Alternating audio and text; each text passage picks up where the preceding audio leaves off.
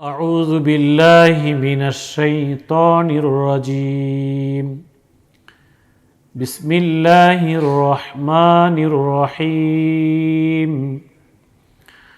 فلما رأى الشمس بازغة قال هذا ربي هذا أكبر فلما أفلت قال يا قوم إني بريء مما تشركون صدق الله العظيم। সম্মানিত ভাই এবং বোনেরা, আসসালামু আলাইকুম ওয়া রাহমাতুল্লাহি ওয়া বারাকাতুহু।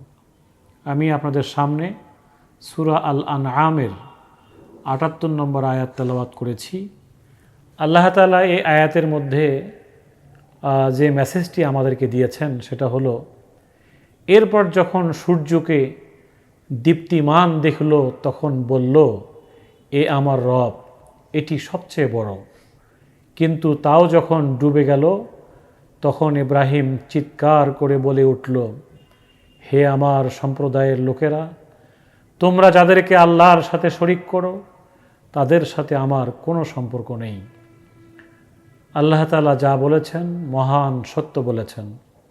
সম্মানিত ভাই এবং বোনেরা, সূরা বাকারার এই আয়াতটির নম্বর হচ্ছে ৭৮। সূরা আনআমের ৭৮ নম্বর আয়াত। এখানে আল্লাহ তাআলা যে বিষয়টি আমাদের দৃষ্টি আকর্ষণ করেছেন সেটা হলো, ইব্রাহিম আলাইহিস সালাম সামগ্রিক ব্যবস্থাপনা থেকে দেখে যেভাবে আল্লাহ তাআলাকে আবিষ্কার করে আল্লাহর হেদায়েতের রাস্তা খুঁজে পেয়ে নিজেকে যেভাবে সকল শিরকিয়াত থেকে মুক্ত করেছিলেন সেই ঘোষণাটি এখানে এসেছে।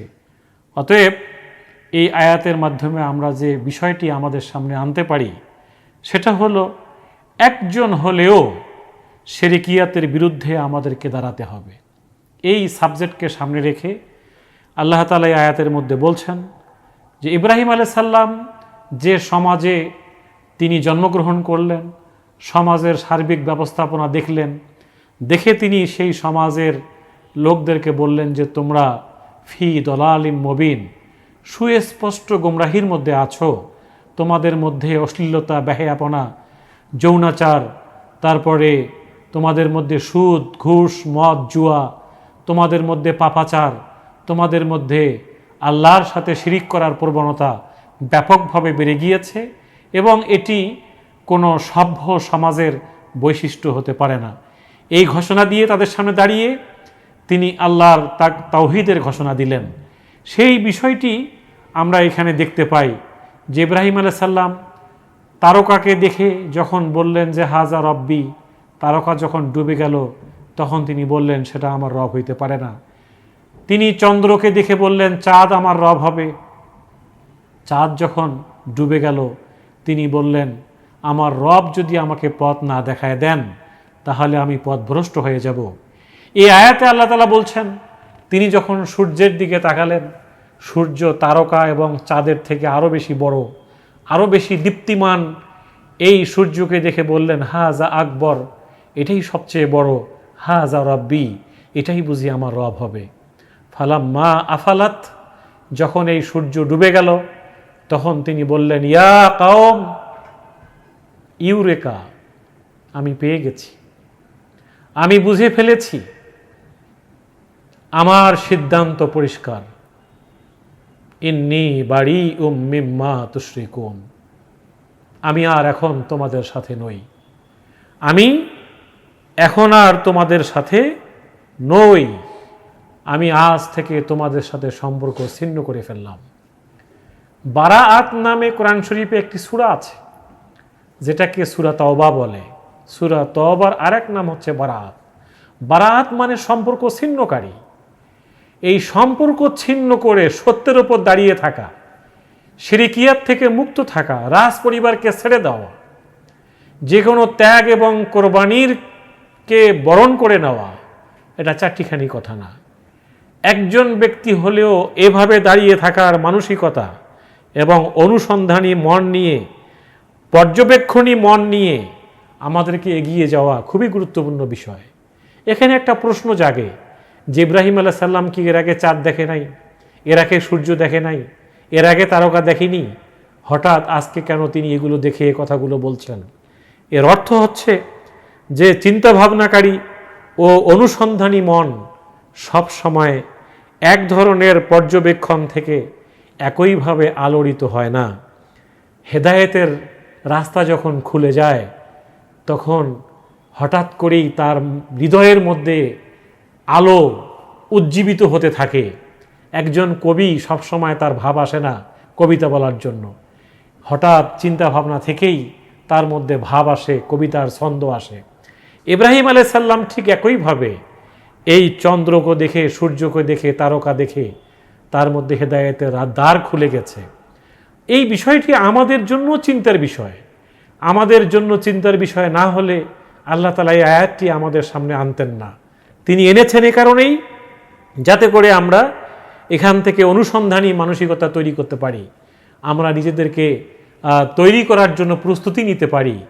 এর পরের আয়াতে আল্লাহ তাআলা বলছেন, ইন্নী ওয়াজ্জাহাতু ওয়াজহিয়া লিল্লাযী ফাতারাস সামাওয়াতি ওয়াল আরদ হানিফা ওয়া মা আনা মিনাল মুশরিকিন। আমি তো একনিষ্ঠভাবে নিজের মুখ সেই সত্তার দিকে ফিরিয়ে নিয়েছি যিনি জমিন ও আসমান সৃষ্টি করেছেন, এবং আমি কখনো মুশরিকদের অন্তর্ভুক্ত নই। আজকে আমাদেরকে ভেবে দেখা দরকার, যেভাবে ইব্রাহিম আলাইহিস সালাম এরকম একটি রয়্যাল ফ্যামিলির সন্তান হওয়ার পরেও আল্লাহর তাওহীদের ঘোষণা, আল্লাহর হেদায়েতের ঘোষণা, আল্লাহর ঈমানের ঘোষণা যেভাবে দাঁড়িয়ে সারা পৃথিবীর সামনে বললেন, ইন্নী বারিউম মিম্মা তুশরিকুন, আমি আর এখন তোমাদের সাথে নেই, আমি আর শিরক করব না, আমি আর পাপাচারে লিপ্ত হব না, আমি যারা পাপাচারে লিপ্ত হয় তাদের সাথে নেই, যারা জুয়া, ব্যভিচার, মদ, সুদ, ঘুষ, যারা মিথ্যা, যারা যৌনাচারের সাথে জড়িত, এই অশ্লীলতা, বেহায়াপনার সাথে আমার সম্পর্ক কাটআপ করে দিলাম। আজকের পৃথিবীর যুব সমাজ, তরুণ সমাজের কাছে এটি একটা বিশাল মেসেজ। আমরা আজকে কোন দিকে ঝুঁকে পড়ছি? আমরা কি এরকম মেম্মা ফেসবুক থেকে কি নিজেকে মুক্ত করতে পারছি? মেম্মা ইউটিউব থেকে নিজেকে মুক্ত করতে পারছি? মেম্মা রিবা, সুদ থেকে নিজেকে আমরা মুক্ত করতে পারছি? মেম্মা তা'বুদুন, মানুষ যা ইবাদত করছে, মানুষ যা করছে, মানুষ যা অন্ধকারের মধ্যে নিমজ্জিত, সেই জায়গা থেকে আমরা কি নিজেকে কাটআপ করতে পারছি? আজকে ইব্রাহিম ইসমাইলের জীবনী পড়তে গিয়ে আমাদেরকে কোরআনের আয়াতের সামনে যুবক সমাজকে সারেন্ডার করতে হবে।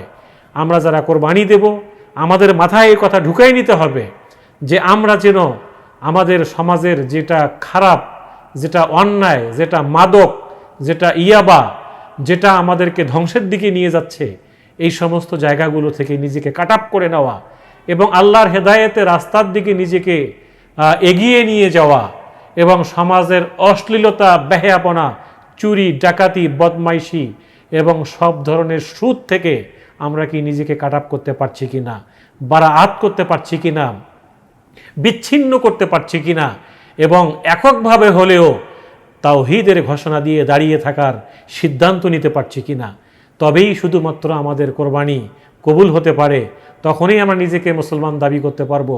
এই আয়াতকে সামনে রেখে আসুন সূরা হুদের 54, 35, ইউসুফের 41, শুআরার 216, সূরা যুখরুফের 26 নম্বর আয়াতটাকে আমরা সামনে রাখতে পারি, এবং এই সূরা আনআমের 19 নম্বর আয়াতেও আল্লাহ তাআলা আমাদেরকে জানিয়েছেন যে এদেরকে জিজ্ঞেস করো কার সাক্ষ্য সবচেয়ে বড়। উল আইয়ু সাইয়্যিদ আকবর শাহাদাতান কুলিল্লাহ শাহিদুম বাইনি ওয়া বাইনাকুম ওয়া উহিয়া ইলাইয়া হাযাল কুরআনু লিউনজিরাকুম বিহি ওয়া মান বালাগা আইন্নাকুম লা তাশহাদুনা আন্না মাআল্লাহি আলিহাতান উখরা কুল লা আশহাদু কুল ইন্নামা হুয়া ইলাহুন ওয়াহিদ ওয়া ইন্নানি বারিউম মিম্মা তুশরিকুন। এদেরকে জিজ্ঞেস করো কার সাক্ষ্য সবচেয়ে বড়, কার অ্যাক্টিভিটিসটা সবচেয়ে উত্তম অ্যাক্টিভিটিস, কার আমলটা সবচেয়ে উত্তম আমল? বলো, আল্লাহ আমার ও তোমাদের মধ্যে সাক্ষী, আর এ কোরআন আমার কাছে পাঠানো হয়েছে ওহির মাধ্যমে, যাতে তোমাদের এবং আর যার যার কাছে এটি পৌঁছে যায় তাদের সবাইকে যেন আমি সতর্ক করি। সত্যি কি তোমরা এমন সাক্ষ্য দিতে সক্ষম যে আল্লাহর সাথে আরও ইলা আছে? বলে দাও, আমি তো কখনোই এমন সাক্ষ্য দিতে পারি না। বলো, আল্লাহ তো একজনই, এবং তোমরা যে শিরকে লিপ্ত রয়েছ আমি তা থেকে সম্পূর্ণ মুক্ত। এটা মুহাম্মদুর রাসূলুল্লাহ সাল্লাল্লাহু আলাইহি সাল্লামের বারাত ছিল, বিচ্ছিন্নতা ছিল। তিনি এই ঘোষণা পৃথিবীর সামনে দিয়েছেন। আজও আমাদেরকে এই ঘোষণা দিয়ে পৃথিবীর সামনে দাঁড়িয়ে যেতে হবে। আমাদেরকে অসত্য, আল্লাহ বিমুখ, অযোগ্য ইস্যু থেকে নিজেকে মুক্ত করতে হবে। আল্লাহ তাআলা আমাদের সবাইকে এই সত্যের পথে একাকী হলেও দাঁড়িয়ে থাকার তৌফিক দান করুক। ওমা তৌফিক ইল্লা বিল্লাহ। আসসালামু আলাইকুম রাহমাতুল্লাহ।